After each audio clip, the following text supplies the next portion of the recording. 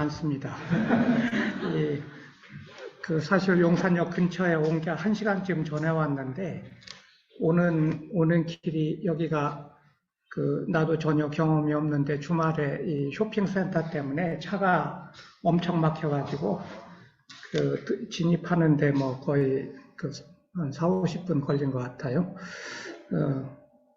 그래서 오늘 앞에 황사님 강의를 저도 치과에 대한 지식이 부족해서 꼭 듣고 싶었는데 결국은 못 듣게 돼버렸는데, 나중에 혹시 유튜브로 남아있으면 나중에 따로 학습을 하도록 그렇게 하겠습니다. 오늘 제가 이제 드려야 될 말씀은 이 지역사회 돌봄에 대한 일반적인 말하자면 이제 개념 설명이 되겠습니다. 그리고 제가 생각하는 이 돌봄 운동의 이제 방향이 어떻게 돼야 될 것인지 하는 것을 이제 중점적으로 설명을 드리고, 치과의 역할은 사실 앞부분에 황사님이 말씀을 잘 해주실 것으로 하셨을 것으로 이제 생각을 하고, 저는 이제 제가 아는 것도 많지 않지만 소략하게 말씀을 드리도록 그렇게 하겠습니다. 전체적으로 큰 개념, 그 다음에 이제 전략을 좀 원투로 나누어서 말씀드리고, 이제 뒷부분에 이제 의료계 그리고 치과가 어떤 역할을 할 것인지 하는 것을 생각해 보도록 그렇게 하겠습니다. 우선 지역사회 돌봄의 개념을 먼저 설명을 드리겠습니다. 이 돌봄을 우리가 약간 애매하게 쓰고 있는데, 이 돌봄을 조금 나누어서 구분을 해서 생각을 해보자면 4가지의 큰 덩어리의 돌봄이 있는 것 같습니다. 하나는 아이를 키우는 문제이고, 2번째는 노인을 모시는 문제입니다. 3번째로 장애인이 있으면 이 장애인 돌봄이 굉장히 부담이 커지기도 합니다. 이 앞에 2가지는 대부분의 우리나라 가정에서 일반적으로 이제 있는 돌봄의 부담이고, 그 다음에 끝으로 이제 환자가 있는데, 이것도 역시 일반적으로 모든 집안에서 때때로 환자가 생기면 이 간병이 굉장히 부담스러운 상태가 있게 됩니다. 이거는 누구나 다 겪는 일인 것 같습니다. 그런데 그 중에도 문제는 지금까지는 국가의 도움이 늘어나고는 있지만 여전히 돌봄 노동을 하고 부담을 지는 주체는 가족이다. 그리고 그 중에서도 아직은 여성이 돌봄 노동의 대부분을, 통계에 따라서 다른데 약 70%에서 80% 정도의 돌봄 노동은 여성의 부담이다. 이렇게 이제 생각할 수가 있겠습니다. 이 때문에 여성들이 굉장히 자주 경제사회 활동을 포기하거나 경력 단절이 되는 거죠. 특히 이 부분은 이제 보육 때문에 일어나는 일이 많습니다. 30대. 2번째는 추가적인 비용을 지불을 해야지 되는데, 아동, 노인, 장애인 등등의 다 국가 돌봄의 가외적으로 부담이 굉장히 크고, 이 환자의 경우에는 건보에서 부담을 해주는 몫보다 간병비 부담이 훨씬 더 큰, 배보다 배꼽이 큰 그런 상태에 지금 있는 것이 현실입니다. 2번째는 이 전통적인 가족 돌봄의 모형에서는 이 노인이나 장애인 등의 기능 증진을 시키는 것은 불가능합니다. 그러니까 수발은 들어드릴 수 있고, 쉽게 말하자면 효도는 할 수가 있겠는데, 효도를 한다고 해서 노인들이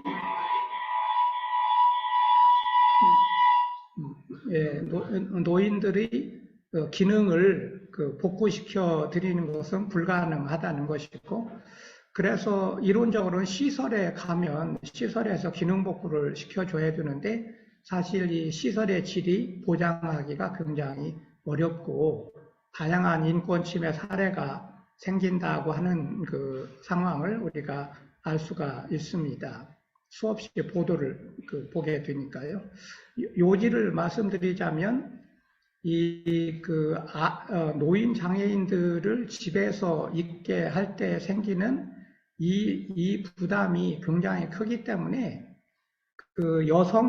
가족의 부담, 특히 이제 여성의 부담과 노인의 복지가 이게 서로 안타고니스트한 관계에 있다는 것입니다.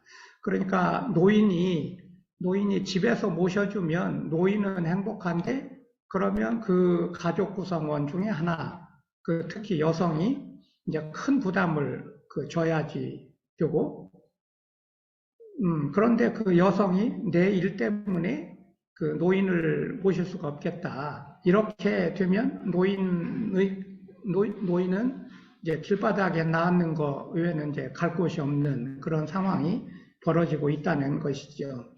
그러니까 이 부분 때문에 노인을 이 시설에다가 모시게 되면 굉장히 큰 이제 죄의식을 느끼게 되는 이런 그러니까 이 노인을 모시면서 부담을 줄 것이냐, 아니면 노인을 시설에 맡기고 죄의식을 느끼며 살 것이냐, 이제 이런 종류의 굉장히 불행한 선택밖에는 현재 없는 그런 상황이다. 이게 지금 각각의 가정을 돌아다 보는 그런 이 상황을 좀 묘사하는 그런 것이 되겠습니다. 그런데 이거는 이제 각 가정 단위로 생각을 한 것이고, 국가 단위로 이제 생각을 하자면 이게 인구학적 변동이라는 것과 이 돌봄을 연결시켜 생각을 하지 않을 수가 없게 됩니다. 이 그래프는 이제 우리나라의 1960년부터 2050년까지 100년 동안에 한 세기의 인구 변동을 한눈으로 볼 수 있도록 이제 이 인구 피라미드를 변형해가지고 그린 그래프인데, 이 그래프를 보면 맨 위에 보는 이 부분이 아동 인구이고 15세까지, 그 다음에 15세부터 65세까지의 이 생산 가능 인구입니다. 1960년도의 상황은 노인은 거의 보이지 않는 그런 이제 인구 구조를 가지고 있고, 우리나라 인구의 3분의 1 이상이 아동이었습니다. 유년 인구였던 거죠. 1960년에 저는 어디 있었느냐면 만 8살로 이 자리에 있었습니다. 그때 1960년도에 아이는 얼마나 낳았길래 이렇게 아이가 많았느냐 하면, 이 당시에 소위 합계 출산율이 그러니까 한 여성이 평생 동안 낳는 아이의 수가 무려 6.0명이었습니다. 평균이. 그러니까 이제 6.0명이라고 하는 건 지금은 다들 웃지만, 실제로 이제 역사적인 현실이죠. 그러니까 예를 들어서 우리 집은 이 형제가 몇 명이냐 그러면 10명이었습니다. 10명을 낳는 집이 있어야 평균이 6명이 되는 거거든요. 그때도 불임이 있었으니까. 네, 그래서 이제 60년대 이제 박정희 시대에 이제 가족 계획을 시작했는데, 가족 계획의 첫 번째 슬로건이 굉장히 라디칼한 슬로건이 나왔는데, 슬로건이 뭐였냐면 333이었거든요. 333이 뭐일 것 같아요?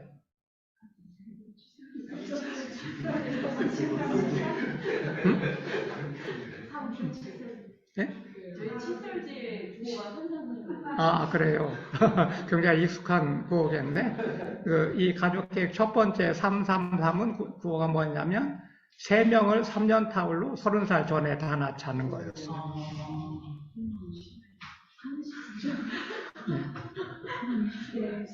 왜냐하면 상상을 해보시면 이 6명을 평생 낳으려면 연년생으로 낳게 되거든요.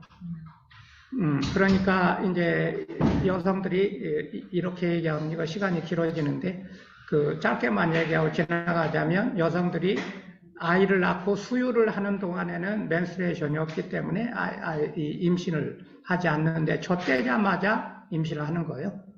그러면 또 이제 그 임신, 출산, 수유의 사이클이 돌아가는 겁니다. 그 중에 몇 명은 죽고, 이제 이런 상황으로 가는 건데, 3명을 낳는 거가 지금은 3명을 낳자면 지금도 굉장히 많이 낳는 쪽으로 라디칼하죠.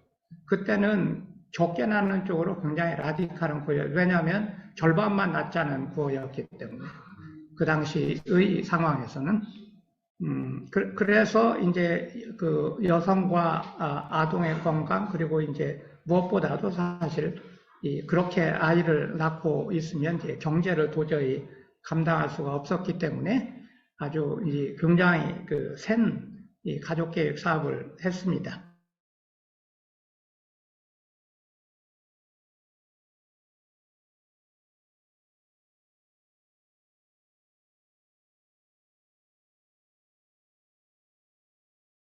안에는 생산 가능 인구가 끊임없이 늘어나서 금년보다는 내년에 사람이 많고 내년보다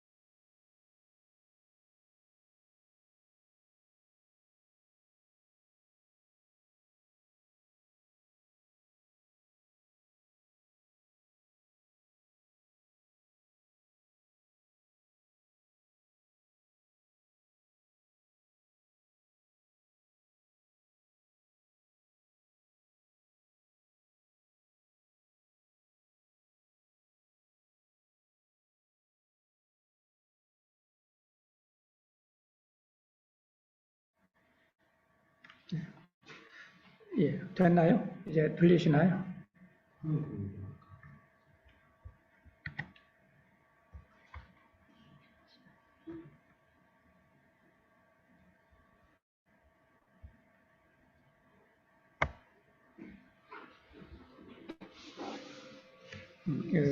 가급 쪽 마우스를 건드리지 않아야 되는 거구나, 지금. 예, 됐나요? 네.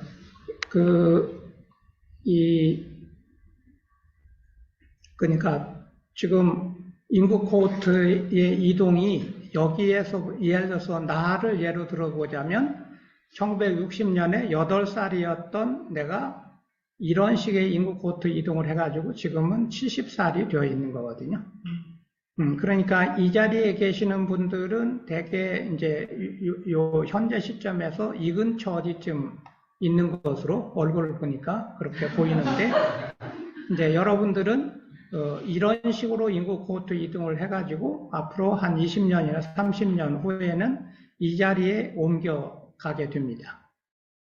그렇죠? 이제 그거를 다시 이제 새겨보자면, 저는 모셔줄 사람이 가장 많은 생산 가능 인구의 피크에 해당되는 시기에 노인으로 접어들었지만, 여러분들이 노인이 됐을 때는 모셔줄 사람이 별로 없는 그런 상황에서 노인이 된다는 것이죠.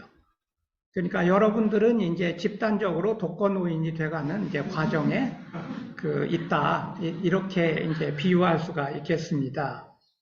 그러면은 이게 앞으로 이 사태의 대책은 뭐냐 그러면, 저는 이거 굉장히 심플하게 대책이, 이 그래프를 사실 제가 이 노무현 정부 초창기에 미래사위원장을 할 때 내가 이걸 직접 그린 건데, 그때 이 그래프를 그려놓고 제가 많은 이 직관적인 깨달음이 생겼어요. 뭐가 생기느냐 그러면, 그러면 대책은 여기 있는 요만큼의 노인을 65세에서 75세까지 이 75세 요 사람들을 사실상의 파란색으로 바꿔주면 되겠다는 거예요. 직관적으로 생각나지 않습니까? 그러니까 이게 무슨 말이냐? 건강하게 만들어주는 거예요. 그 노인들을. 첫째, 평생 건강. 이제 두 번째, 이 사람들이 이 나이가 되어도 그 능력이 그 저하되지 않도록 평생 학습하고, 그 다음에 이 사람들이 실제로 이 임금 소득을 올릴 수 있도록 이제 평생 고용을 해주면 문제는 풀린다는 거죠. 그러니까 만약에 이제 제 나이가 되어도 만약에 제가 임금 소득을 올리는 위치에 제가 얼마 전까지만 해도 임금 소득을 많이 올리고 있었거든요. 그러니까 이제 건강보험료도 내고 연금은 임금 소득이 있으면 연금은 덜 받아가고 절반만 받아가고 이런 식으로 이제 되니까 훨씬 사회 부담이 줄어든다는 것입니다. 그 다음에 또 한 가지 방식은 뭐냐? 여기에 있는 파란색의 인구를 들여다보면 사실은 이 중에 3분의 1 정도는 사실은 하얀색입니다. 이 속에 있는 인구들이. 왜냐? 여성들이 일을 하지 않는 비경활 여성들이 많거든요. 그러면은 여성들을 경활 인구로 끌어들이면 이 파란색이 훨씬 더 짙은 파란색이 된다는 것이죠. 예를 들어서 이 장애인들도 움직일 수 있게 해주고, 그리고 작업 보조를 해주고, 이런 몇 가지 조치만 해주면 정규적인 노동자로서 일을 할 수 있게 되는 거예요. 그럼 거기서 또 수십만이 보충이 됩니다. 그런데 만약에 여성 경활률을 65% 정도에서 70%로 5% 정도만 공급이 되게 하면 여성 노동력이 100만 명이 추가로 공급이 돼요. 여성들이 경활률을 조금만 올리면, 5%만 올리면. 이게 무슨 말이냐면 현재 우리나라의 신생아의 수가 몇 명이죠? 신생아의 수가 현재 상태로 25만 명 정도입니다. 그러면 만약에 여성 노동력이 100만 명이 추가 공급이 되면 신생아 숫자의 4년분에 해당이 되는 거예요. 그죠? 그 다음에 이 노인들의 75세까지가 다 취업이 안 되니까 이 노인들의 경활률도 조금 5% 정도 올려주면 거기서 또 100만 명이 나와요. 그러니까 취약한 출산율을 여성 경활률을 높이고 노인 경활률을 높이고 장애인 경활률을 높이면 충분히 극복할 수 있다는 거예요. 그런 식으로 경활률이 올라가는 그 핵심에 뭐가 있느냐면 돌봄이 있다, 이런 거죠. 돌봄을 사회에서 여성을 풀어줘야 여성 경활률이 올라가죠. 돌봄으로 노인을 더 건강하게 만들어줘야 노인 경활률도 올라가지 않겠습니까? 장애인도 똑같고, 이제 그런 식으로 돌봄은 지금 이미 사회적인 의미를 가지게 된다는 것입니다. 네. 혹시 누가 커피 한 잔만 사다 주면 강의가 더 잘 될 것 같네요. 네. 그리고 그 다음 이게 넘어갔나? 그 다음에 그러면은 이 지역사회 돌봄은 뭐냐? 이거를 이제 정리를 좀 해야지 될 텐데, 지역사회 돌봄은 이 다양한 보건과 복지 서비스를 지역사회에서, 이게 정의를 복잡하게 하면 들어도 무슨 소리인지 모르기 때문에 제가 이제 최대한 아주 통상 쓰는 말로 번역을 해 놓으면 이렇다는 거예요. 지역사회에서 쉽게 얘기하자면 내가 사는 집에서 이런 거죠. 우리 집으로 가장 편리한 방식으로 이용하면 이것이 지역사회 돌봄이다. 그러니까 제일 편한 방식은 뭐예요? 나는 가만히 있는데 의사가 와주면 제일 편한 거지. 왕진을 와주면. 그런 식으로 또 이제 본인이 그 집을 떠나서 시설에 수용되는 것이 아니라 본인이 이 의뢰와 같은 방식으로 방문을 통해서 그 이 집 주변의 복지시설이나 의원, 병의원을 방문을 하는 방식으로 왔다 갈 수 있으면 좋겠다. 이제 그런 거죠. 그런데 이제 그거는 조금 이따 이제 이 보충 설명을 드리기로 하고, 결국은 이 돌봄의 세 가지 요소는 하나는 보건 서비스, 하나는 복지 서비스, 그 다음에 세 번째는 주거 서비스인데, 이 의사 선생님들한테 이 주거 얘기를 하면 약간 좀 뜨악해 하죠. 왜냐하면 나는 의사인데 뭐 집까지 걱정을 해야 되나 이제 이런 생각을 하게 되는데, 지역사회 돌봄은 이 집이 반드시 필요합니다. 왜냐하면 지역사회 돌봄의 무대는 사는 집이거든. 그러니까 집이 편해야 또 안전해야 노인이나 장애인이 집에 오래 계실 수 있다는 것입니다. 그러니까 이 세 가지, 이제 우리는 요 세 가지는 의사 선생님들은 굉장히 그 익숙한 용어인데, 이제 학생 때 배우는 게 트라이어드라는 거지. 이 트라이어드가 이제 이 보건과 복지와 주거라는 것입니다. 그런데 이제 요거를 조금 더 들여다보도록 하겠습니다. 이게 지금 이 현재의 돌봄의 상황은 뭐냐면, 이 전형적인 게 맨 위에 있던 저 가족화, 시설화, 정신장애 문제입니다. 사실은 우리나라에서 지역사회 돌봄에 대한 얘기가 제일 최초에 나오기 시작한 게 아주 예전에 이 지역사회 의학 시절의 얘기를 빼면, 그 다음엔 이 지역사회 정신보건에서 얘기가 많이 나왔거든요. 왜 그게 정신보건 쪽에서 먼저 나왔느냐? 그러면 그 정신장애, 뭐 이제 질환자라고 합시다. 정신병자가 있으면 집안에 굉장히 이게 힘들죠. 그러니까 정신병자를 병원이나 그 이런저런 시설, 심지어는 민간 시설에다가 맡겨버리는 거예요. 그런데 거기서는 또 오래 이 병원 같은 데서는, 정신병원에서는 한없이 데리고 있을 수가 없기 때문에 그 법이 정해진 기간이 되면 퇴원을 시켜야 돼요. 일단 집에 가. 그러면 이 집에 갔다가 조금 있다가 못 견디니까 또 병원에 입원을 시키는 거예요.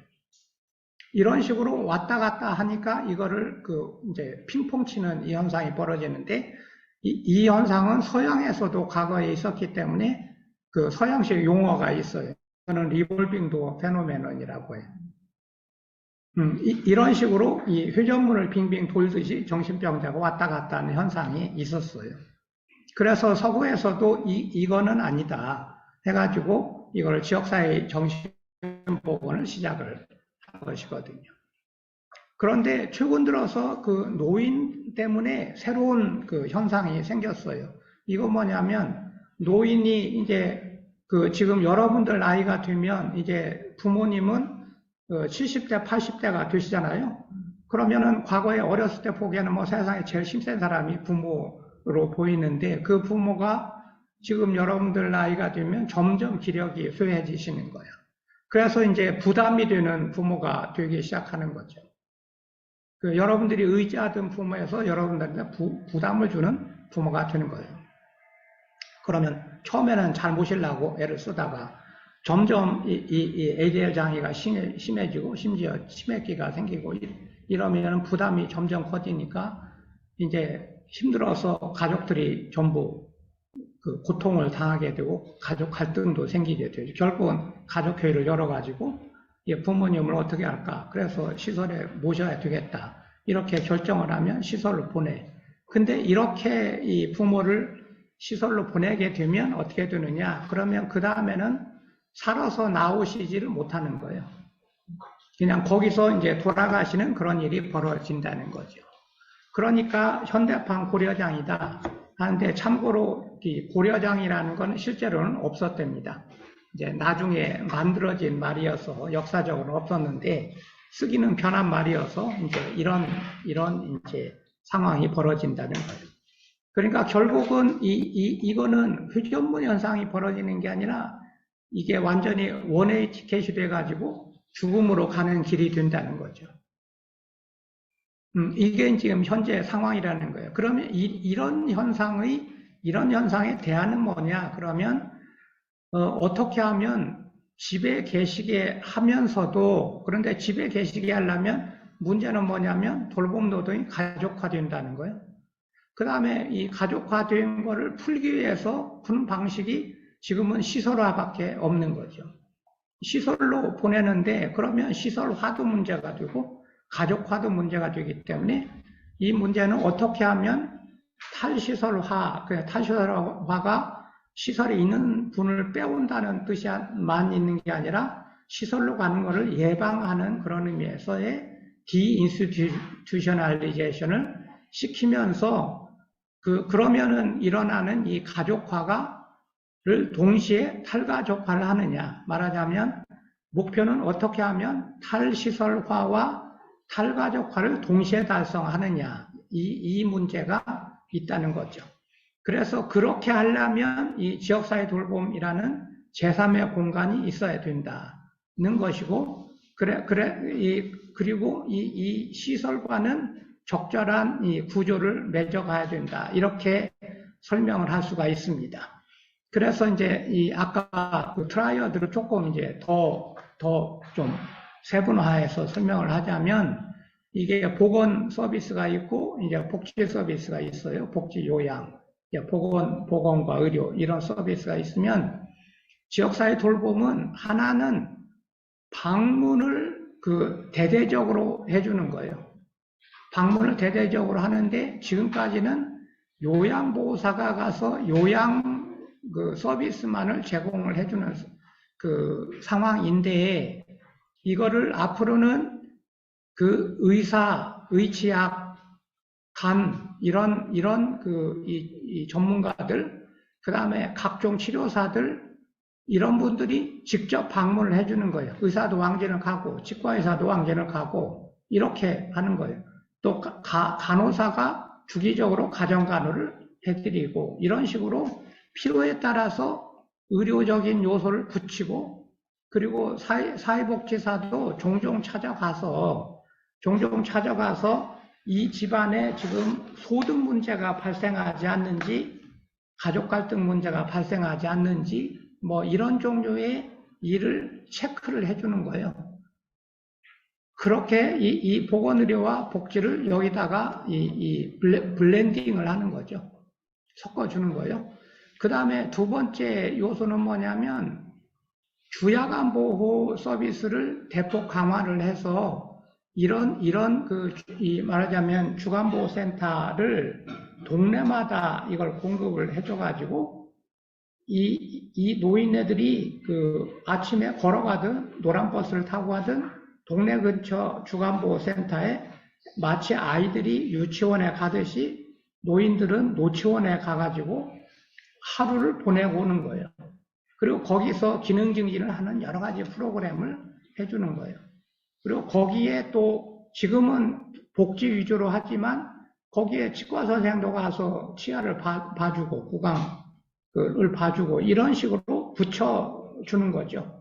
그 다음에 운동 처방도 해주고 이런 식으로. 왜냐하면 저처럼 이제 다리가 불편한 사람한테 무조건 운동을 시킬 수 없잖아요. 그러니까 그러면 운동에 대한 진단을 해가지고 운동 능력을 적절한 운동을 뭐를 하게 하자 이런 식으로 프로그램을 짜야 되거든요.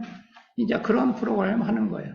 그 다음에 두 번째는 요거의 바탕에 집이 있기 때문에 안전하고 편리한 집이 있어야 이분들이 이거를 가지고 오래 계실 수 있다. 예를 들어서 휠체어를 타야 되는 노인이나 장애인이 생겼다 그러면 휠체어에 타고 다닐 수 있는 실내에서도 이동을 해야 되는 적합한 공간 구성을 해주는 거예요. 집도 고쳐주고 여러 가지 조치를 해준다는 거죠. 그거는 구체적으로 이제 좀 이따 말씀을 드릴 거고요. 이런 내용을 하겠다는 주거와 보건복지를 방문과 주야간 보호로 이제 패키지화해서 제공을 해주면 그러면 이 사람들은 노인들이 나갔다 오면 가족 구성원, 특히 여성들은 아이들은 학교에 가고 노인들은 노치원에 가고 그러면 그 시간을 사회경제 활동을 할 수 있게 된다. 그러니까 집에 계시면서 동시에 가족 부담이 줄어드는 탈시설화와 탈가족화 동시에 일어날 수 있는 그 방식이 된다는 거예요. 그런 패키지를 이제 만들자는 거예요. 이것도 그렇고 이것도 그렇고 그 집이 좋아지면 가족들의 부담도 훨씬 덜어지는 거죠. 그런데 이제 분명히 시설 돌봄은 또 한켠에 존재하는 거예요. 그러니까 장애인 시설이 있고 이 요양정신병원, 급성기병원이 있어요. 이렇게 되는 거를 때때로는 어떻게 되느냐, 필요할 때는 입원을 하는 거예요.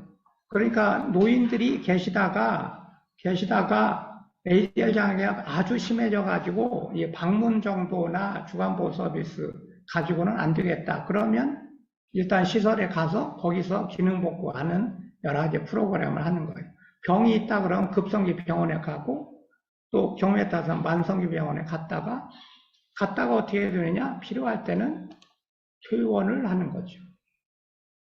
그러면은 요런 식으로 필요할 때는 입원 입소를 했다가 그 퇴소 퇴원을 해가지고 다시 집으로 돌아오는 이런 종류의 사이클을 그리는 것을 순환적 돌봄이라고 하는데, 이런 순환적 돌봄을 하면 그 시설이나 병원이 제 역할을 하게 된다는 거죠. 요컨대는 저 시설이나 병원에 부적절 입원, 부적절 입소 상태에 있는 게 문제지, 적절한 사람이 가서 적절한 기간 동안 있는 거는 아무 문제가 될 게 없지 않습니까? 논리적으로 당연히 그렇죠. 그리고 노인이 여러 가지 자료를 보면 그 노인이 된 이후로 저런 그 입소 입원의 에피소드를 대여섯 번 반복하는 거는 별로 이상할 게 없다는 거죠. 문제는 저기를 한번 들어가면 다시는 못 나오고 그 죽으러 가는 집처럼 되어 있는 이 상황이 이 시설 그 돌봄의 문제다. 이렇게 정리를 할 수가 있겠습니다. 그러면은 이제 앞으로 우리가 해야 될 일은 뭐냐? 방문 서비스와 주야보호를 대대적으로 확충하는데, 대략 그 계산을 해보니까 약 5만 개 정도 그 수요가 있어요. 현재는 몇 개나 있느냐? 그러면 현재는 요새 이제 이런 그 상황 때문에 또 지역사회 돌봄을 늘린다, 이런 정부 그 정책이 좀 나오니까 이게 늘어나기 시작해서 약 5천 개가 있어요. 그런데 어린이집은 몇 개가 있느냐? 지금 4만 개가 있어요. 요건 조금씩 줄어들고 있어요. 지금 어린이집 쪽. 그래서 그러니까 결국은 이제 생각을 해보면 그게 얼추 계산이 맞을 것 같아요. 왜냐하면 애들 시설이 있는 만큼 노인 시설도 있어야 된다. 뭐 그거는 맞는 얘기인 것 같아요. 방문 인력은 이 사자 돌림들은 사람들만 한 50만 명쯤 필요할 것 같아요. 그러니까 이 의료기사, 치유상사까지 합쳐서 방문에 종사하는 그런 분들이 한 50만쯤 되고, 거기에다가 그 일반 노동인력, 아까 예를 들어서 이 주간보호센터를 하면 사자돌림들은 여러 사람도 필요하지만 그 운동치료사, 뭐 작업치료사 이런 사람 무궁무진 필요해요. 그 다음에 방문팀에도 작업치료사가 들어가야 작업치료사가 집에 가서 다시 이 숟가락질 하는 거 기능을 복구시켜주고, 옷 입는 것도 다시 훈련을 시키고, 이런 식으로 기능 복구를 시켜주는 거거든요. 그런데 그런 사람들은 방문을 해서 하는 게 훨씬 더 좋다는 거죠. 그래서 그런데 그런 사람만 필요한 게 아니라 데이케어 센터가 늘어나면 점심밥을 해줘야 되잖아요. 그 다음에 운전도 해줘야 되죠. 청소도 해야 되죠. 뭐 등등 이런 인력이 늘어난다는 거예요. 그러니까 이만큼의 일자리가 생긴다는 거죠. 두 번째는 이 요양시설과 요양병원도 기능 증진이 이루어지도록 적극적인 서비스를 해야 돼요. 그래야 아까 얘기한 대로 순환고리가 맺어진다는 거죠. 그러니까 시설 돌봄과 지역사회 돌봄은 대립적인 관계를 하는 게 아니라 서로 간에 그 보완하는 순환적인 관계로 맺어지려면 양질의 이 요양병원, 요양시설이 필요해요. 필요해진다는 거죠. 그래서 이제 방문보건 서비스는 의사의 이제 왕진, 진단, 처방 이렇게 있고, 간호사, 물리치료사, 작업치료사 이런 사람들은 제가 볼 때 한 패키지로 이제 움직여야 될 것 같습니다. 왜냐하면 의사들이 매번 갈 수가 없기 때문에 당연히 이 방문 보건의 주축은 이제 간호사가 될 수밖에 없고, 제가 보기엔 작업치료사, 뭐 경우에 따라서는 치매 때문에 임상심리사 이런 분들이 이제 가야 될 때가 있을 것으로 생각이 돼요. 약사가 최근 들어 굉장히 이제 적극 관심을 보이기 시작했는데 다제약물 관리를 하기 시작했습니다. 이게 무슨 말이냐면 그 노인네들 집에 갈 때마다 여러분들도 다 아시겠지만 약이 한 보따리입니다. 그 집집마다 전부 그렇거든요. 그런 약사가 방문해서 약을 전부 정리를 해주는 거예요. 기본적으로 이제 유효기간 지난 거, 그 다음에 이 증상이 바뀌었는데도 불구하고 여전히 옛날에 먹던 약을 다 갖고 계시거든요. 그거 다 정리를 하는 거예요. 그 다음에 처방이 어긋나거나 하도 쇼핑을 다니시니까 어긋나는 처방을 전부 이제 정리를 하는 거예요. 이런 식으로 해주면 갑자기 증상이 좋아져.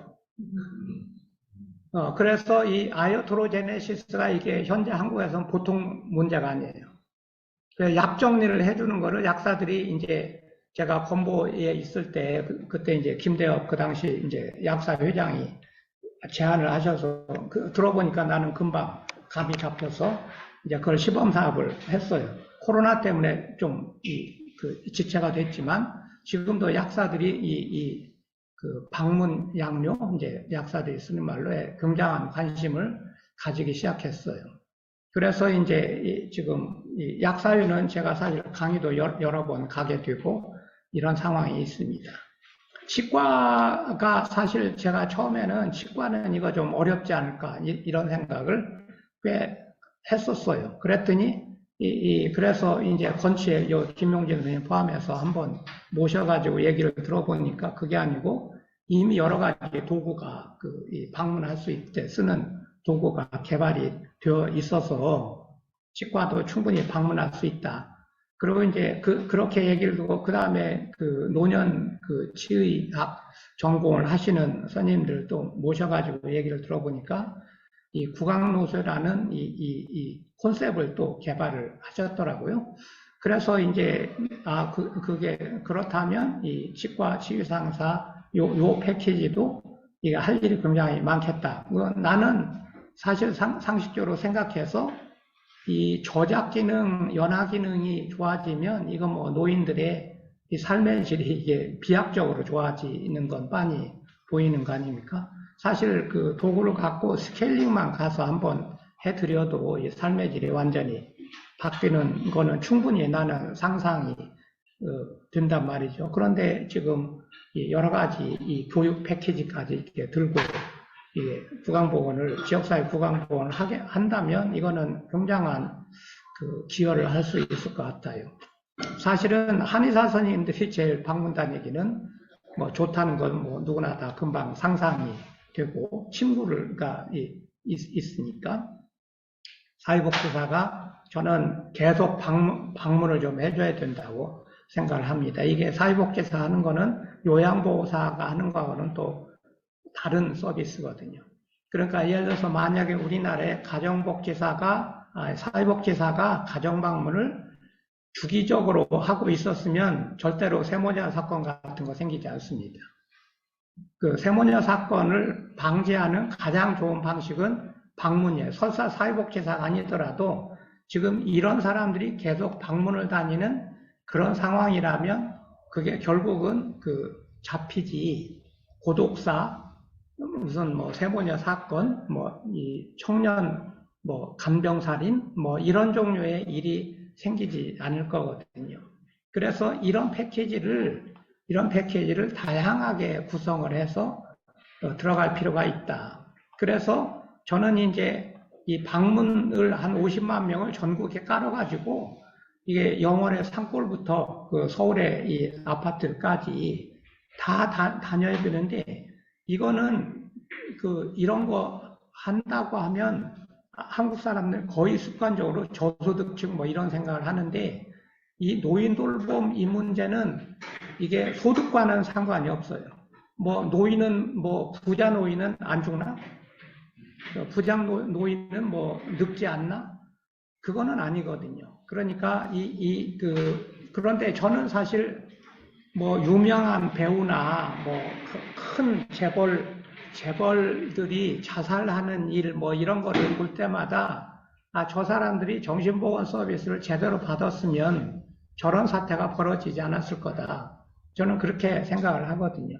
그러니까 이런 돌봄 서비스는 이게 소득과는 무관하게 정말 전 국민이 다 이제 서비스를 받아야 된다 이렇게 생각하고 그래서 저는 이제 이 방문하는 이 방문하는 분들을 이제 개미군단으로 이제 비유를 해서 이 사람들이 맞춤형으로 이 개미군단 맞춤형으로 보건복지 주거 서비스를 혼합해 가지고 이 기존에 있던 의료 전달 체계, 복지 전달 체계를 합쳐서 다양한 주민들에게 이 서비스를 제공하는 시스템을 갖춰야 된다. 이렇게 저는 생각을 하고 있습니다.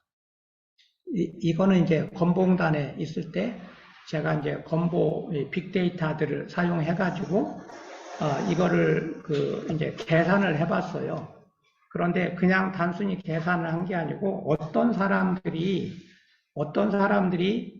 이 돌봄의 대상이 되어야 되느냐, 돌봄을 받아야 되느냐, 이거를 좀 생각을 해가면서 이런 경우에 이 명수가 양이 얼마나 될까를 무리하더라도 좀 계산을 해보자. 왜냐하면 이 느낌을 가져야 되거든요. 우리가 이 양에 대한 느낌을. 그러니까 우리가 지금 공격하려고 하는 이 대상이 이게 요만한 돌멩이냐, 아니면 막 이 집채만한 뿌리가 깊이 있는 이 발돌이냐 하는 거를 알아야 작전을 세우지 않습니까? 그러니까 설사 이렇게 많이 틀리더라도 적어도 뭐 100만 명과 1000만 명은 이 의미가 다른 거기 때문에 부정확하더라도 계산을 좀 해보자 감행을 한 거예요. 그랬더니 이제 노인 ADL 장애 이게 당연히 많죠. 약 140만. 그 당시에 이제 노인이 약 800만 정도니까 그 10%에서 한 20% 범위인데 여러 가지 자료가 노인들 중에 돌봄 대상이 되는 거는 대략 10% 정도라고 나와 있어요. 그냥 그 정도가 이제 돌봄의 대상이야. 넓게 잡으면 더 많겠지만. 그리고 이제 이 심한 장애, 이게 한 50만 병쯤 돌봄의 대상이 된다. 심한 장애인의 총수는 100만 명입니다. 근데 그 중에 절반 정도는 돌봄의 대상이 된다. 이제 이렇게 본 거죠. 그 다음에 요 밑에부터 요거는 주로 수발 위주로, 왜냐하면 심한 신체장애는 안정돼 있는 경우가 많기 때문에 이 수발 쪽이 많고 이 건강 쪽이 그렇게 많지 않을 수 있어요. 그래서 이제 요 건강 문제와 복지 문제를 나눠보자면 요렇게 그림을 그릴 수 있다는 것이고, 그 다음에 건강 쪽이 더 의료적인 게 더 문제가 되는 걸 하자면 이 정신질환 중에 심한 정신장애 중에 불수능 환자를 이제 대상으로 보자면 이게 오히려 더 많아요. 한 100만 명 정도가 되는데, 이거는 왜냐하면 이 스키즈프레니아가 약간 있더라도 이거는 계속 약을 먹어야 되기 때문에 이거는 돌봄의 대상이 많을 수밖에 없어요. 그리고 의학적인 이제 치료를 받아야 되는 상황이잖아요. 그러니까 이거는 의학적으로 많이 기울어져 있게 되는 거죠. 감염병 환자는 요거는 한 2만 명, 요거는 주로 뭐냐면 결핵입니다. 결핵인데 이게 순응하지 않고 약을 제대로 먹지 않는 결핵 환자가 집에 있는 게 한 2만 명쯤 된다는 건보자를 분석을 해보니 그 정도가 된다는 거예요. 그 다음에 와상 환자, 이거는 뭐 우리가 익숙합니다. 중풍이라든지 또는 고관절 뭐 등등의 이유로 누워 계셔야 되는 환자. 그런데 이 누워 계시는 환자도 지금은 요양병원으로 다 보내게 되지만 만약에 그 집에서 모실 수 있도록 이렇게 여러 가지 조치를 해주면 의사들이 왕진을 와주고 주기적으로 와서 이렇게 이 가정간호를 해주면 충분히 집에 계실 수 있다는 거죠. 그 다음에 이제 퇴원 후 관리가 필요한 환자, 이거는 뭐냐면 그 입원을 한국의 그 재원일 수가, 평균 재원일 수가 국제적으로 보자면 좀 긴 편이라는 거 뭐 다 아실 것 같고, 그 긴 랭스 오브 스테이를 조금만 좀 줄여주면, 예를 들어서 나도 이번 경험이 종종 지금도 이제 제가 그 프랙처가 있다가 복구를 하는 중이라서 이제 이 크러칭을 하고 있는데, 수술, 입원을 해가지고 수술을 하고 나서 이제 나는 느낌에 사실 통증 관리가 이제 끝나고 하면 그 다음에는 병원에 있을 이유가 없거든.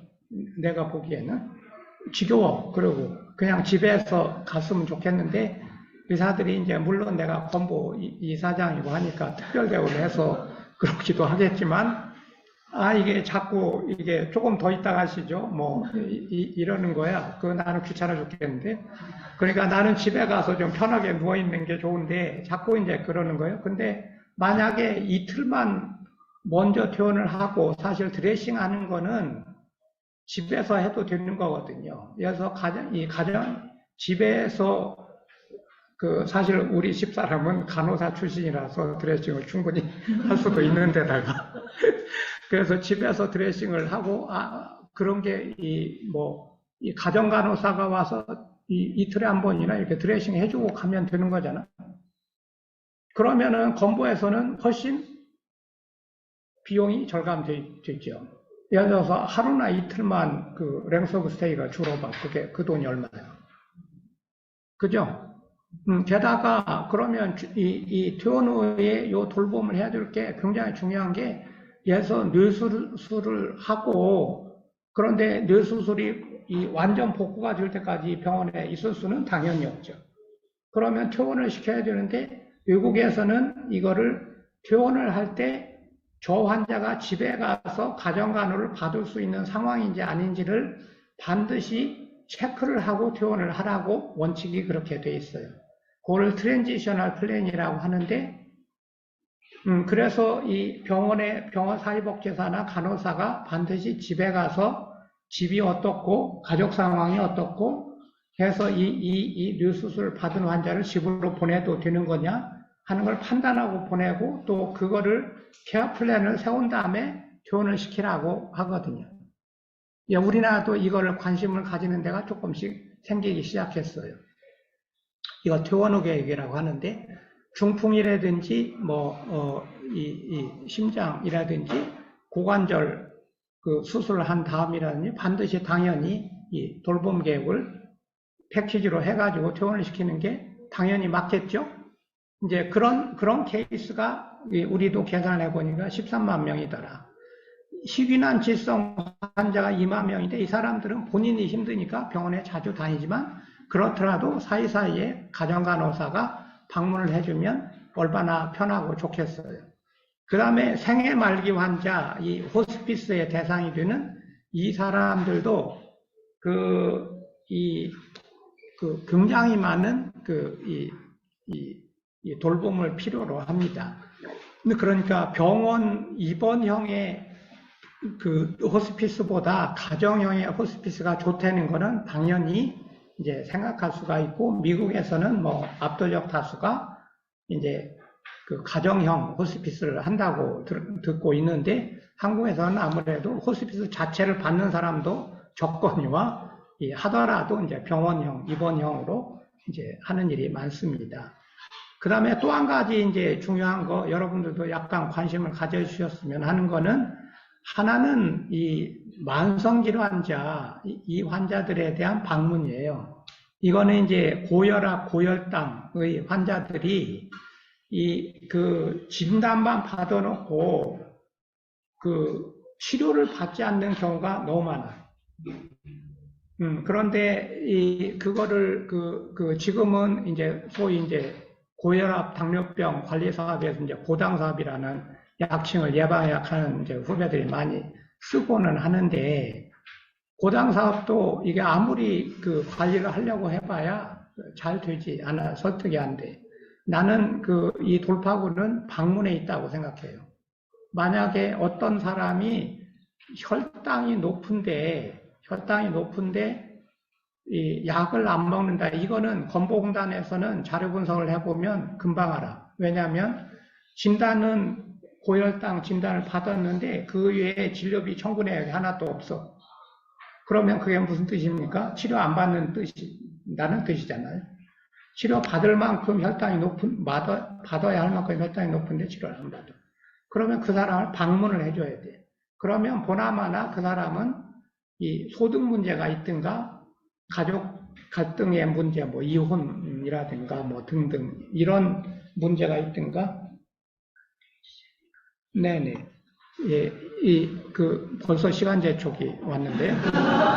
그래서 이제 이런 방식으로 이제 가보면 이게 가족 문제가 있든가 이 보더라인 스키조가 있든가 이런 현상이 있을 거거든요. 그 문제를 풀어주면 훨씬 풀린다는 거예요. 그 다음에 이 영유아 임산모들이 지금 같은 이 저출산 시대에 이게 모자보건을 우리가 까맣게 잊어버리고 있거든요. 우리가 60년대, 70년대는 모자보건을 꽤 열심히 했습니다. 그래도. 그런데 이제 그거를 까맣게 잊어버리고 있는데, 그러면은 예를 들어서 미혼모라든지 저소득층 아이라든지 기본적으로 아이를 낳으면 한 번씩은 가서 상황을 보는 게 원칙이고요. 그거 다 못하더라도 미혼모라든가 저소득층 가정은 당연히 방문을 해야 될 것 같지 않아요? 방문을 해야죠. 그런다는 거예요. 나는 요 자리에 만성질환자, 이 MCH 요 자리에 이게 구강보건도 한 자리를 들어가야 되겠다.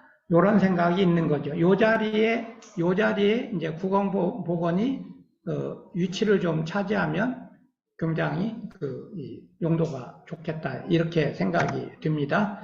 그런데 그러면 도대체 얼마나 지금 이 규모, 사회적 문제의 규모가 얼마나 되느냐? 2020년 기준으로 볼 때 65세 노인이 800만 16%고요. 그 다음에 이 가족은 딱 2배인 1600만 32%, 둘을 합치면 48%. 이게 무슨 말이냐면 이분들은 부모 걱정을 하는 사람들이고 여기는 본인 걱정을 하는 사람들이에요. 그러니까 그렇게 합치면 지금 전 국민의 절반 정도가 돌봄의 당사자다. 저는 그렇게 생각을 하는 거예요. 이 숫자가 2030년, 불과 10년, 지금부터 7년 후에는 57%가 되고요. 이미 2023년, 금년 현재로는 절반을 넘었어요. 그래서 57%가 되고, 더더군다나 2040년, 다시 10년이 가면 63%가 되는데, 이때는 어떤 반전이 일어나냐면 노인 본인이 가족보다 많다는 거예요. 가족 세대보다.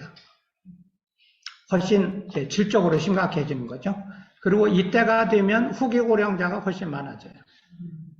그러니까 이런 거를 볼 때 지금 이 돌봄 문제는 거의 이 시대가 갖고 있는 이제 시대적 과제다 이렇게 봐야 됩니다. 그래서 이제 앞으로 저는 이제 이 지역사회 돌봄이 전 국민 돌봄 보장이 돼야 된다는 거예요. 왜냐하면 어느 한 구석에서 시범 사업을 한다. 금년에 윤석열 정부가 12개 지역을 시범 사업 한다는데 이게 말은 한다고는 정책은 있다고는 하는데 사실은 혜택을 본 사람 찾아보기가 어렵죠. 그러니까 이게 보편성, 충분성을 저는 굉장히 이 모든 정책에서 중요하게 생각하는데 특히나 이 돌봄은 이 충분성의 원칙을 가져야 된다는 것이고 두 번째는 이 질보장과 공공성이 굉장히 중요한데 왜냐하면 아무리 많이 제공을 해줘도 지금처럼 요양시설의 질을 믿을 수가 없다 그러면 사실은 있으나 마나한 거거든요. 가고 싶지 않은 요양시설이 아무리 많아 본들 무슨 소용이 있겠습니까? 그러니까 그렇게 하려면 이게 공공의 비중이 좀 커져야 된다. 그래서 특히 돌봄은 시간 관계상 긴 말을 드리기 없는데 돌봄은 질 관리가 굉장히 어려워요. 당연히 어려울 수밖에 없지. 이게 흔적이 안 남는 일이니까. 요양보호사가 가서 노인을 3시간 동안 돌봐드렸다고 하는데 아무도 그 내용은 파악할 방도가 없어. 치과 선생님들은 뭐하고 이게 흔적이 남죠. 스케일링을 했다든지, 신경치료를 했다든지, 이 기록이 남는데, 의료는 기록이라도 남아서 그거 가지고 질 관리를 좀 한다고 하는데, 돌봄은 아무 증거가 없는 거예요. 완전히 귀신 지나간 자리거든. 그러니까, 그러면은 이게 이 질 관리를 하는 방식은 공공이 일정한 비율을 차지해서 공공이 그 기준을 마련해주고 이 시장 점유율이 때문에 민간 시설이 따라오게끔 해주는 방식으로 질 관리를 할 수밖에 없어요. 예를 들어서 보육 같은 거가 지금 30% 공공보육이 되니까 여러분들 느끼시잖아요. 일반 민간 보육시설도 공공보육에서 하는 거에 눈치를 안 볼 수가 없거든. 그래요, 안 그래요? 이제 그런 현상을 이제 우리가 볼 수 있다는 거죠. 그래서 결국은 실효성이 있어야 된다. 돌봄을 해가지고 정말 인권 보장이 돼야 되고 복지가 증진돼야 되고 질병이 관리가 돼요. 그러니까 구강보건 사업을 한다 이게 중요한 게 아니라 구강보건 사업을 해가지고 진짜 우리나라의 구강보건 실태가 지금보다 지표가 훨씬 좋아졌다. 이런 실효성이 에피션시가 나타나야 된다는 거지. 그럴 정도의 양이 공급돼야 되고 그럴 정도의 질이 있어야 된다. 이게 이제 저의 이제 지론입니다. 그런데 이제 그 다음 이제 얘기를 이제 계속 해 가자면 집 얘기를 좀 드리겠습니다. 집은 하나는 이게 안 넘어가고 있네.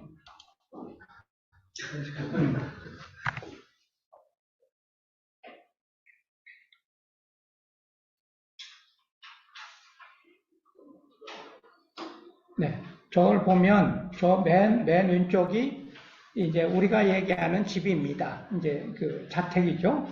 그런데 가족이 동거하는 경우하고, 동거하는 경우고 독거노인이 있는 경우는 저게 이 상황이 좀 달라서 분리를 했고요. 근데 저런 집은 이제 주택 개조를 해주면 훨씬 더 편하게 살 수가 있겠습니다. 주택 개조를 해줘야 저게 에이징 인플레이스가 된다는 거죠. 그 다음에 지원주택은 뭐냐면, 쉽게 얘기하자면 노인 독신자 아파트예요. 독신자 아파트인데 그냥 이 벌집이 되는 원룸으로 쫙 깔려있는 그런 집이 아니라 1층 부분에 가서 이 주거지원 서비스라고 하는 복지 서비스가 붙어요. 뭐가 붙느냐 하면 하나는 한덩어리는 밥을 해주는 거예요. 노인네들이 되면 밥 해먹기가 힘들기 때문에 새끼 밥을 해주는 직원식당 같은 공동식당이 있는 거예요. 두 번째는 공동의 거실이 있어요. 양로원, 노인정처럼. 그래서 공동의 거실이 있고 거기서 이런저런 프로그램에 운동도 하고 노래도 하고 하는 프로그램도 하는 이제 그런 노인정 같은 이게 있어. 그 다음에 세 번째는 주거지원 서비스니까 우리 아파트에 관리사무소 같은 데가 훨씬 기능이 강화되어 가지고 거기서 밥도 해주고 빨래도 해주고 청소도 해주는 거예요. 그리고 야간 당직까지 주야간 당직이 있어서 혼자 사는 노인네들이 갑자기 내가 흉통이 온다 그러면 이렇게 버튼을 갖고 있던 버튼을 눌러. 그러면은 이 직원이 쫓아와서 병원에 데려가 주는 거야. 자다가도 밤중에도 이 버튼을 누르면 야간 직원이 쫓아와서 데리고 가줘요. 그러면은 어떻습니까? 이게 밥풀물 결식의 위험이 없고 고독할 염려가 없고 그 다음에 이 혼자 죽을 염려가 없는 거죠. 그런 집을 외국에서는 얼마나 공급을 했느냐 그러면 노인 인구의 많은 나라는 10%를 공급을 했어요. 대중적으로 중산층 서민용으로. 그러면 한국으로 환산을 해보면 100만 채예요. 이게 노인이 지금 1000만 명이기 때문에 그 100만 채의 노인 복지주택을 공급한다. 그래가지고 만약에 여러분들 부모들도 내가 40평짜리 사는 집이 이제 내가 혼자 사는데 너무 커. 그러니까 그런 복지주택에 들어갈 거야. 그러면은 이 집 이제 전세나 이렇게 팔고 이제 거기를 들어가시는 거예요. 여러분들은 아무 죄의식을 느낄 이유가 없는 거지. 그리고 굉장히 안심이 되죠. 거기서 밥도 해줘. 모여서 뭐 시간도 보내. 그 다음에 한밤중에도 급하면 병원에 데려다 주고 나한테 이제 자식들한테 연락을 줘. 그러면은 아무 걱정이 없잖아요. 생각해보면 그 세 가지는 밥 해주고 그 부모 모실 적에 하는 기능, 여러분들이 해드리는 게 딱 그거예요. 첫째, 밥 해드리고, 두 번째, 말벗 해드리고, 세 번째, 이 양반이 밤중에 잘 주무시는지 한번 문 열어보고, 그게 부모 모시는 기본 기능 아닙니까? 그거를 해주는 지원주택을 대량으로 지어준다는 거지. 세 번째 방식은 요건 보편적으로 많이 쓰이는 건 아니지만 공동생활 가정, 이제 그룹홈이라는 게 있는데 이거는 몇 명에 의해서 장애인들 몇 명, 아파트 한 채를 얻어서 장애인들 몇 명 또는 노인 몇 명이 사회복지사 이런 사람하고 같이 사는 거예요. 그러니까 이거는 이제 주거주택과 시설의 중간점이 있는데 여러 가지 용도로 쓰여요. 예를 들어서 이 마약 중독에 빠져서 감옥이나 어디 병원에 있다가 사회복귀를 하는 사람이 이 공동생활 가정에 몇 년 있으면서 복귀 훈련을 하고 이제 가는 그런 개념의 공동생활 가정을 이제 하프웨이 하우스라고 하는데 중간거주 시설이라고 하는데 그런 용도로도 써요. 그러다가 노인이 점점 ADL 장애가 심해지면 시설로 가고 병이 생기면 병원으로 가고 또 여기서 급성기로 갔다가 요양병원 가기도 하고 요양병원 거쳐서 뭐 급성기로 가기도 하고 요거는 시설이라고 할 수가 있고 요거는 커뮤니티라고 할 수가 있다. 이렇게 정리를 하겠습니다. 그런데 주택개조라고 하는 게 굉장히 중요한데 예를 들어서 중풍에 걸려서 못 일어나시다가 이제 일어나가지고 비틀비틀 다니시는 분들이 있잖아요.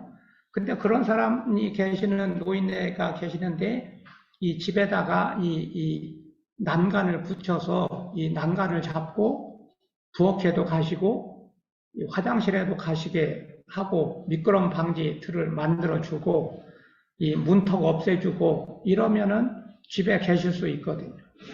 예, 그런 주택 개조를 해줘야 된다는 거고 그래서 이런 사람 계산을 해보니까 이것도 한 200만 채가 되는데 나는 이거는 과거에 우리가 새마을 운동할 때 변소 개량 사업 뭐 이게 부엌 개량 사업 하듯이 노인주택 개량 사업을 해줘야 된다.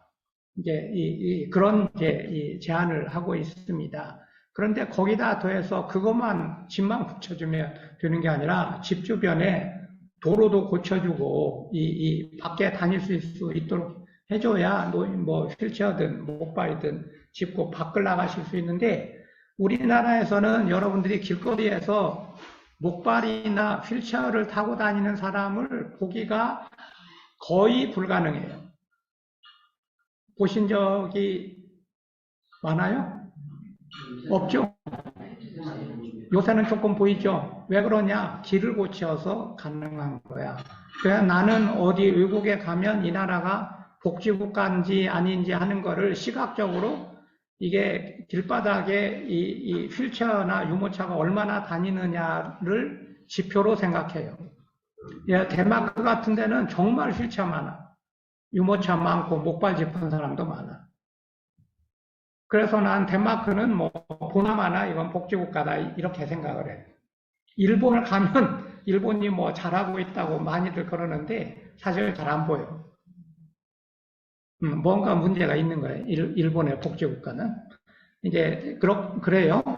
그런데 요게 이제 원주에 제가 건보공단 있을 적에 만들어 놓고 온 건데, 얼마 전에 이제 방문을 다시 해서 가서 이제 사진을 찍은 건데요. 예를 들어서 침실, 어떻습니까? 요 침실이 병원 침대로 바뀌어 있는 거죠. 예를 들어서 병원 침대로 바꿔줘야 와상노인이 있을 수 있잖아요. 그죠?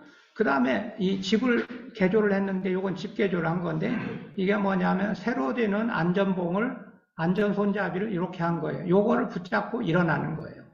이거를 붙잡고 변기로 옮겨가든가 또는 이 휠체어로 옮겨가요. 이게 침대에서 여러분들이 다리 다쳐본 적이 별로 없으실 것 같은데, 다리를 다쳐보면 침대에서 휠체어로 옮기는데 이게 보통 일이 아니에요. 그래서 이거를 집을 고쳐줘야 된다. 요거는 뭐냐, 휠체어를 타고 갈 수 있도록 싱크대를 낮추어 놓은 거예요. 그리고 요것도 그러니까 싱크대나 요건 뭐냐면 요 자리에 요거를 이 휠체어에 앉아서 이 스위치를 당기면 요 옷걸이가 손 닿는 자리로 내려오는 거야. 무슨 말인지 알겠죠? 그 다음에 이건 뭐냐 그러면 이 휘어진 거, 요거 파킨슨들은 우리가 잡듯이 수저를 잡을 수 없어요.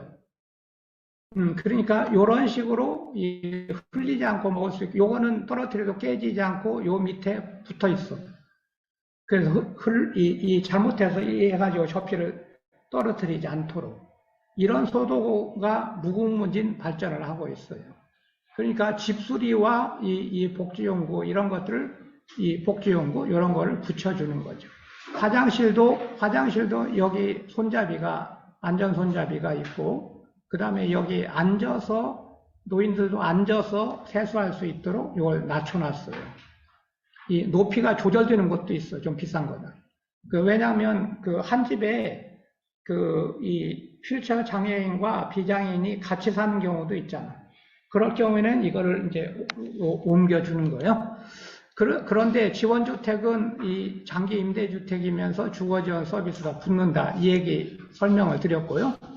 이것도 이제 사진을 좀 보여드리자면, 요런 집에 복도가 쭉 있고, 이 복도에 들어가면 요게 집주인 아저씨인데 제가 전학을 간 거예요. 이제 집을 보여주신 거죠. 그런데 요 사진이 중요해요. 요 사진을 잘 보시면 여기 책이 있고 CD도 있고 사진도 있는데, 이건 전부 이 집주인 아저씨의 물건이에요. 이게 결정적으로 중요해요. 시설에 들어가면 이게 없는 거야. 자기 인생이 사라지고 유니폼을 입고 정해진 시간에 일어났다 잤다 이거를 해야 되는데, 이거는 자기 집이기 때문에 자기 인생을 갖고 그냥 사는 거예요. 그리고 자식들도 방문할 수 있어요. 이런 쪽으로 최대한 계시다가 급할 때 이제 시설에 잠깐 들어가시는 방식으로 가야 된다, 이런 거죠. 여기 공동의 거실이 있고, 아까 공동의 식당이 있고, 그 다음에 여기 주거지원실인데 이 사람이 직원이야. 여기 컴퓨터로 다 모니터링을 하고 있다가 알람이 울리면 쫓아가는 거예요. 이제 이런 식으로 말하자면 이 병원의 너싱 스테이션 같이 주거지원실이 이제 이 집안에 있다, 이런 거예요. 이런 개념으로 이제 이게 늘어나야 되는데, 이 서구의 이건 다른 거의 모습인데, 이 서구의 노인들, 체조하는 일본 사람들, 여기 이 작업치료 삼아서 꽃꽂이 하는 모습, 이 독일의 이제 노인의 모습, 이런 것들을 이 지원주택이다. 그러니까 이런 종류의 복지주택이 만약에 전국에 한국도 100만 채가 깔린다, 이러면은 노인들이나 장애인들의 삶이 완전히 바뀌는 그런 게 된다는 것이죠. 네, 이제 빨리 끝내겠습니다. 그래서 이제 이거를 아까 얘기 본 대로 침대, 이동수단, 복지연구 이게 가는 거예요.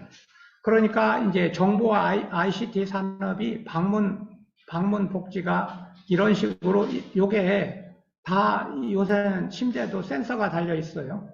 그래가지고 여기서 사실 이거 보고 있는 게, 이 침대 센서가 무슨 기능을 하냐면, 예를 들어서 저 노인네가 밤에 잠을 자는데 2시간째 꼼짝을 안 하고 있다. 이러면은 요 센서 때문에 알람이 울리는 거예요. 그래가지고 쫓아가.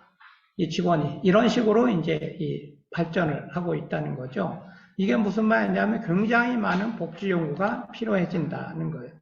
그래서 이제 이 그림을 제가 파장에 대한 그림을 그렸는데 이렇게 이제 설명을 할 수가 있겠습니다. 이게 얼른 보면 이게 이 돌봄이 돈을 투자하면 그냥 돈이 엄청나게 많이 들 건 많이 보이고 돈 투자가 들어가면 그냥 쓰고 마는 것처럼 그러니까 돌봄에 대한 얘기를 하고 나서 제가 대개의 경우 받는 첫 번째 질문은 돈이 엄청 들겠는데요. 이 질문이거든. 그래서 이제 그 질문에 대한 답을 만든 건데 돌봄 투자를 하면 어떻게 되냐. 제공 조직이 확대되고 그러면은 고용이 늘어나요. 아까 얘기한 대로 예를 들어서 지원주택을 100만 채 지었다. 사람이 얼마나 늘어날 것 같아? 거기서 밥 해줘야지, 빨래 해줘야지, 청소해줘야지, 경비서 줘야지, 야간 당직 해줘야지, 그런 일자리가 생긴다는 거예요. 그러니까, 그런데 그 사람들이 아까 얘기한 대로 물자를 소비하지. 예를 들어 집도 줘야 되고, 아까 각종 침대라든가 도구를 줘야 되잖아요. 그러면 결국은 그렇게 되는 물자가 생산이 된다. 근데 그 사람들이 어떻게 되느냐? 세금을 내겠지. 그러면 소득세 내고, 거래세 내고, 법인세 내고, 이런 식으로 회수가 된다는 거예요. 회수가 되면 페이스 2로, 시즌 2로 넘어가서 돌봄 투자 2가 돼서 이렇게 되고, 이렇게 된다. 나선형 성장을 한다는 거예요. 결국은 돌봄 체계를 구축하는 거하고 돌봄 경제가 성장하는 거는 나선형 구조를 그리게 될 것이다. 그래서 일부 사람들의 주장은 이런 식의 투자가 일어나면 투자보다 회수가 훨씬 많을 수도 있다. 이런 주장을 하는 사람도 있습니다. 그래서 돌봄은 복지자 경제이고, 그래서 여러 가지 사회보장 급여부터 여러 가지 투자가 일어나면 회수가 된다. 그런데 그만큼 이거는 만들기를 해야 되는 10년, 20년 걸쳐서 해야 될 장기적인 과제고, 그래서 나는 돌봄은 여야가 보수진보 할 거 없이 합의과제로 이걸 설정해 놓지 않으면 정권 바뀔 때마다 뭐 이랬다 저랬다 원자력 발전처럼 문을 닫느니 더 짓느니 이래가지고서는 돌봄은 완전히 갈기자버림을 하니까. 그 다음에 또 한 가지 다른 방식으로 좀 들여다보자면 이런 파장이 생기는데, 지역사회 돌봄은 이렇게 이 건강과 노동력이 생기는 동시에 일자리가 창출이 되고, 그 다음에 산업이 발전하고 복지제도가 정비되는 이런 과정이 파장이 생긴다. 그러면은 이 사람이 여기서 풀려난 여성이 취업을 한다는 거죠. 만약에 풀려난 여성이 취업을 하면 가계소득은 훨씬 늘어나죠. 왜냐하면 맞벌이 체제가 되니까. 이런 식으로 일자리가 새로 생겨야 노동시장이 개혁이 되고, 노동시장이 개혁이 되면 구매력이 더 늘어나고, 늘어난 만큼 또 일자리가 생기고, 세금도 더 내고 하는 그런 상황이 벌어진다. 그리고 이게 또 하나 더 얘기를 할 거는 여성이 돌봄에 세방이 되고 여성이 취업이 되면 성평등에 훨씬 더 젠더 이퀄리티에 기여를 하게 될 것이다. 이런 파장을 생각할 수 있습니다. 치과 역할은 이거 너무 자명해서 시간 빨리 해서 지나갈 수 있는데, 보건의료인들이 이 돌봄 운동의 이 구심점이 될 거예요. 그래서 여러 가지 소비자들도 하긴 해야 되는데, 이 돌봄은 아무래도 보건의료인, 사회복지 이런 전문가들이 노력을 해야 되는데 구심점이 될 건데, 어떤 직종도 이 돌봄에서 지배적인 위치를 차지하려고 해서는 안 된다. 이건 특히 의사 선생님들이 이런 경향이 좀 있기 때문에 이런 말씀 좀 드리는 거고요. 그리고 지금까지는 주로 의료 문제는 의치한, 약한 이런 5개 직종에서 주로 했지만, 돌봄은 물리치료, 작업치료, 임상심리, 간호조무 등 범위가 치유생사 포함해서 범위가 굉장히 늘어난다 이런 거고, 이분들이 정책 개발이나 연구를 해줘야 되고, 이미 아까 그 구강노수의 개발을 했듯이 그런 역할, 그리고 실천의 주역이 되어야 된다. 이게 치과는, 이 현장의 치과 서비스가 저는 이거 굉장히 중요하다고 생각합니다. 여러분들이 하는 거는 굉장히 단순해 보이겠지만, 스케일링 뭐 이게 복잡한 일이겠어요. 그런데 그거를 해주면 환자 입장에서는 이거는 정말, 예를 들어서 와상노인이 돼가지고 중풍에 걸린 지 3년이 됐다. 그 구강이 엉망일 텐데 스케일링을 한 번 해주면 얼마나 이게 상쾌하겠어요. 삶의 질이 달라지고, 더더군다나 이제 제가 굉장히 고맙게 생각하는 거는 이 구강노쇠에 대한 이 개념을 개발하고, 또 무슨 액션을 하면 된다는 것도 프로그램화를 이미 이제 보고서에 해놓으신 걸 봤어요. 거기다가 구강관리 교육, 정기적인 치과 검진, 동기부여하는 교육 이런 것들을 추가하면 훨씬 더 효과적이다. 이제 이런 보고서를 봤고요. 그래서 앞으로 이제 이 현장 경험을 통해서 정책 제안이 되고, 이 구강보건을 지금 돌봄 사업에 포함시키는 노력, 이런 게 이제 필요하겠다. 이렇게 말씀드릴 수 있습니다. 이 기대는 뭐냐면, 기대는 사실 굉장합니다. 이 기대는 이거를 의료를 병원에서 갇힌 그런 의료가 아니라 지역사회에 열린 의료로 바꿔놓을 수 있고요. 전체적으로. 의사중심의 의료를 이제 주민중심의 의료로 바꿔놓는, 사실은 제가 학생 때 하던 지역사회 의료가 딱 요거였거든. 이제 그 생각을 이제 이 돌봄운동을 지금 하면서 다시 하는데, 그러니까 분해된 환자, 그러니까 치과 선생들은 그냥 입 밖에 보이는 게 없잖아. 그게 아니라 이제 환자가 보여야 되는데, 이 병원에서는 아무래도 자기가 하는 일만 보이지만 집에 가면 인간이 보이기 시작하는 거죠. 이제 삶의 현장에 가면 이분의 구강 상태가 왜 이렇게 됐는지를 집에 가보면 이제 훨씬 많은 것을 이제 알게 된다. 이런 것입니다. 그래서 이게 바이오메디컬 모형에서 이게 소셜 헬스 모형으로 이제 변화하는, 그러니까 구강을 보는 치과의사 선생님들도 관점의 전환이 오게 되는 그런 변화가 있을 것으로 생각합니다. 그리고 이제 그걸 집의 피집의 구조에서 협력하는 구도로 이렇게 바꿀 수가 있겠다. 이런 생각이고요. 문제는 한국의 의료가 너무나 민간 중심성이고, 의원급 의료기관은 뭐 100% 이게 민간이기 때문에, 보건소, 보건질서가 이제 국립의원적인 성격이 있지만, 요거는 매우 취약하고, 그리고 이제 뭔가를 하면 그냥 전부 다, 예를 들어 건강검진, 이거 엄청 괜찮은 건데, 건강검진도 상업화가 되잖아요. 그래서 뭐든지 그냥, 예를 들어서 이 교육에서 무슨 뭐 생활 뭐 기록부 이런 거를 해야 된다고 하니까 쌩 난리가 나가지고 사교육에 먹이가 되듯이 그런 현상이 벌어진다는 거죠. 그리고 일부 보건의료인이 반대하거나 수가가 나서 못한다 이런 얘기 또 나온다든가 뭐 등등. 그리고 어떤 직종에서는 저 직종이 들어오면 나는 안 할 거야 뭐 이런 종류의 이제 반대 이런 것이 있을 수 있다는 것이고, 그 다음에 우려의 두 번째는 의료기관 간의 기능 분화가 안 된 상태라서, 치과는 이게 좀 덜할 것 같은데, 의과 쪽에서는 이게 병원이 워낙 압도적으로 이제 우등제로 보이고, 의원은 열등제로 보이기 때문에, 이런 현상이 만약에 지역사회 돌봄도 병원에서 가져가 버리면, 의원급에서는 진짜 할 일이 없어져 버리는 그런 우려도 있고, 또 하나, 이거는 뭐 치과도 해당이 되는데, 많이 해당이 되겠죠.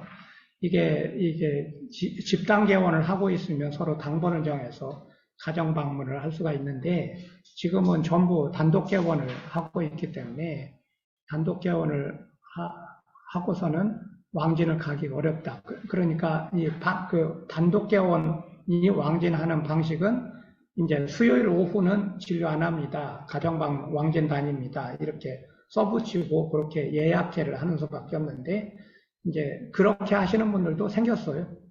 의과 쪽에서는. 그러니까 수요일 그래서 화요일 오후, 목요일 오후는 왕진, 뭐, 이렇게 하시는 거죠.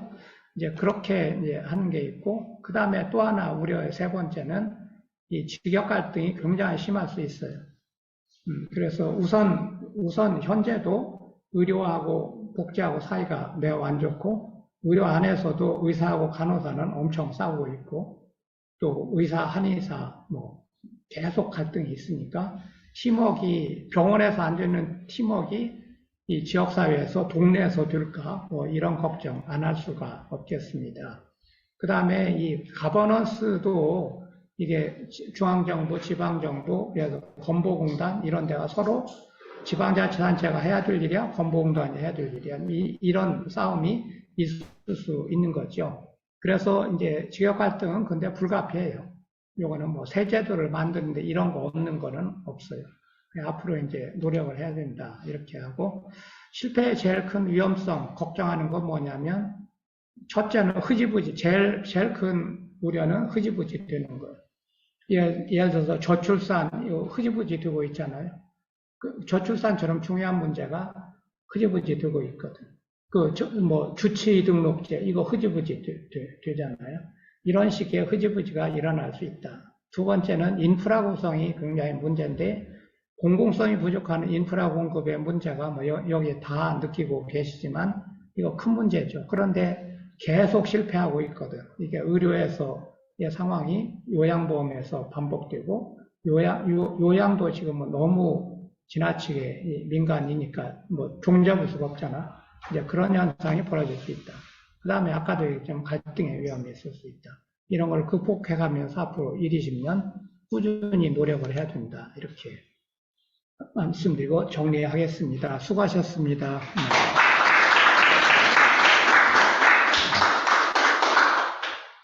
네, 뭐 질문이나 있으시면 한 분만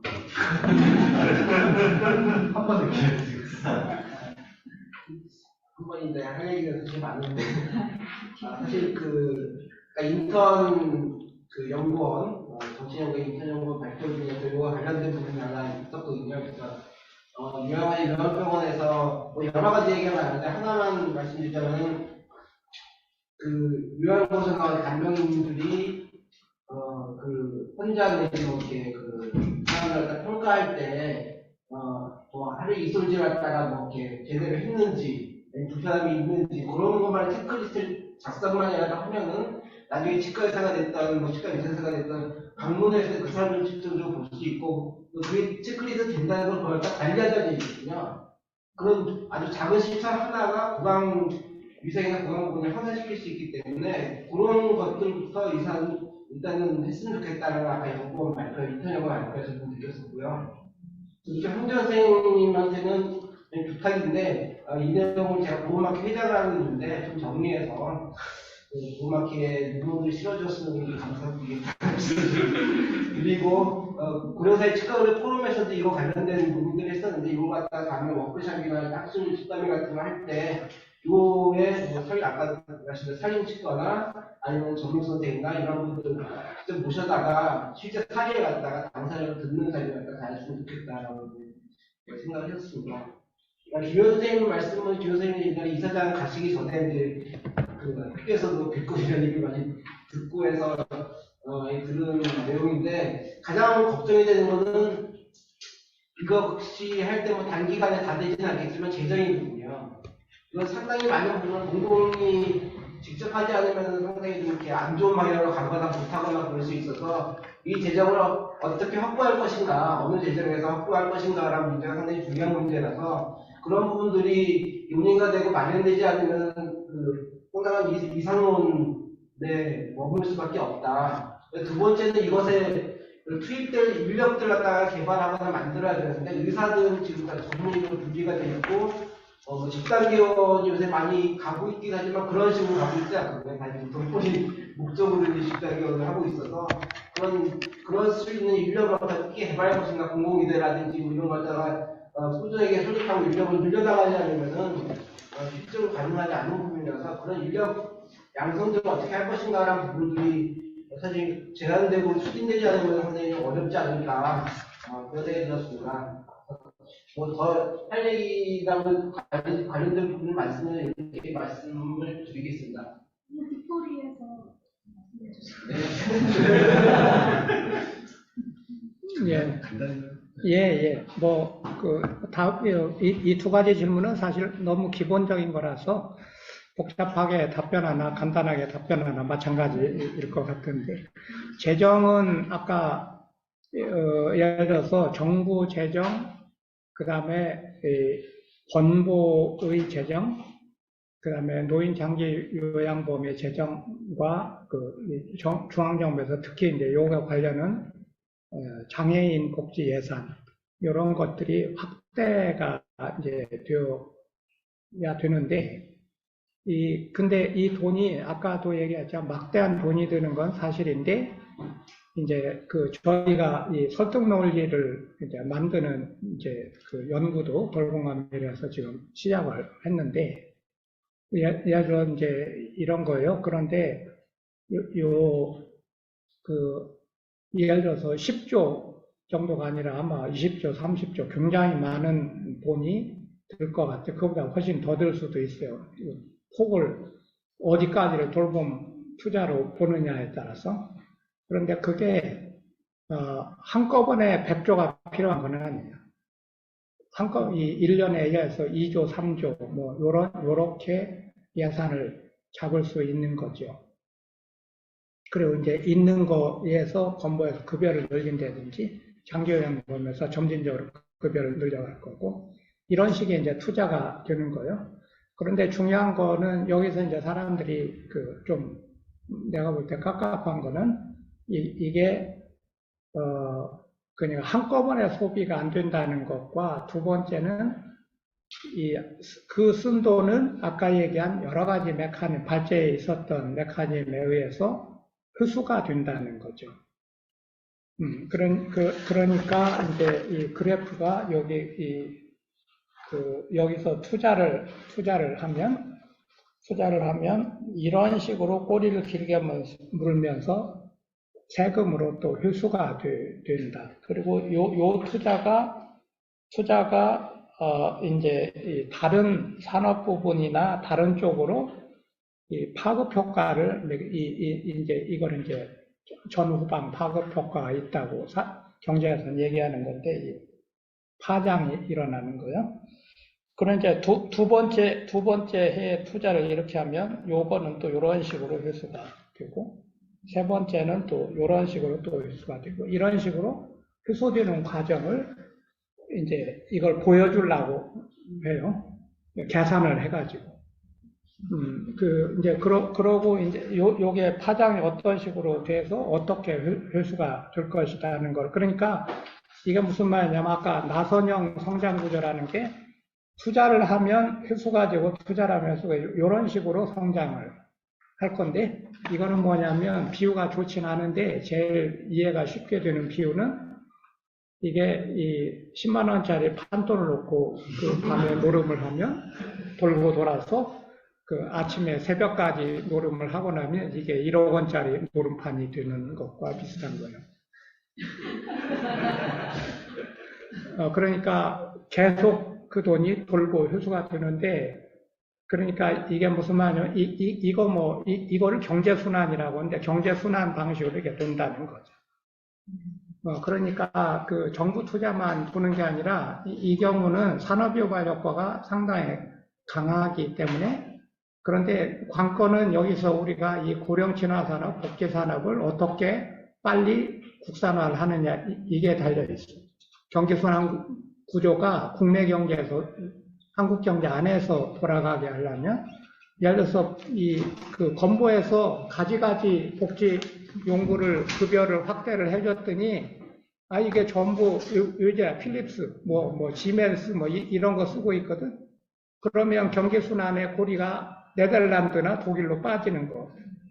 그러니까 빨리 이거를 이제 국산화를 하자. 물론 다 국산화 할 수는 없겠지만 최대한 국산화 하자, 이제 이런 논리도 그래서 하는 거죠. 예, 그래서 이제 이런저런 방식으로 이게 돌아가고, 인력 문제는 의사, 치과의사 같이 이제 겸직으로 하는 부분이 있고, 그런데 간호사는 상당 부분이 전임이 돼야 될 것 같고요.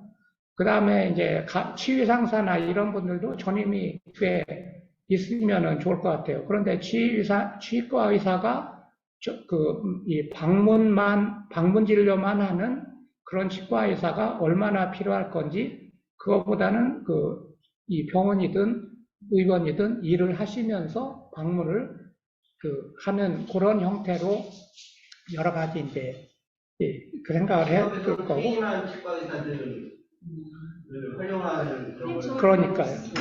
네, 그렇죠.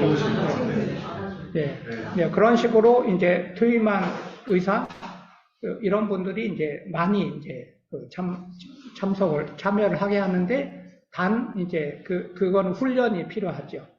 이제 최대한 훈련을 시켜서 해본다. 그러면 이제 건치나 취업에서는 그러면은 방문 구강보건을 위한 이 치위상사 인력을 어떤 식으로 육성하겠다, 이런 플래닝을 해보는 것도 한 기여가 될 것 같습니다. 이 분수도 물리는 문제들이 저희가 맞춰야 될 것 같아요. 큰 박수로. 그래도 촬영은 뒷풀이 준비했으니까요.